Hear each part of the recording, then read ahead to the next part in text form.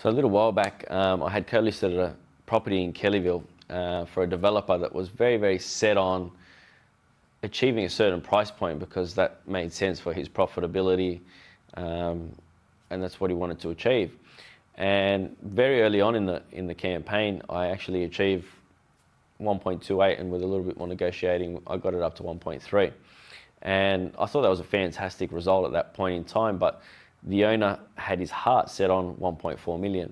And I could tell at that point in time that that home was not worth the $1.4 million. And it was probably a good idea to listen to the market. And when it comes to my approach in real estate, I'm very much direct to the point, no BS.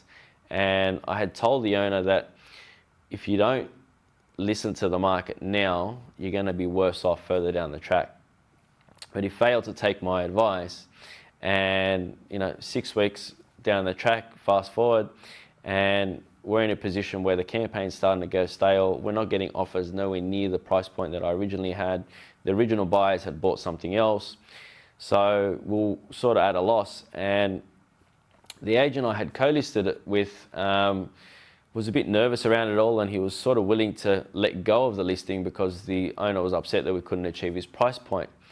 So that's when I really got involved, and I really stepped in and sort of pushed a bit harder with the owner and said that we are where we are because of the decisions you've made, and you didn't listen to the market back then. Now we're listening to a completely different market. So we did a market campaign refresh. I managed to get an offer very much at the same price point of 1.3, and at that point the owner still rejected it.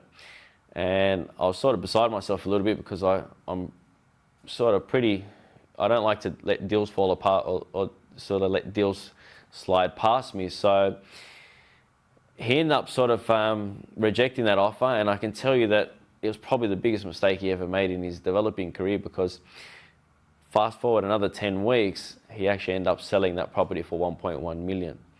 So his original price point of 1.4 million that he tried to achieve, he ended up at 1.1 million, which was $200,000 less than the advice I gave to him to take originally when the market said it's probably worth around the 1.3 million. So I guess the valuable lesson is analyze the data, analyze what's in front of you, look at what the market's telling you, and make your decisions based off facts.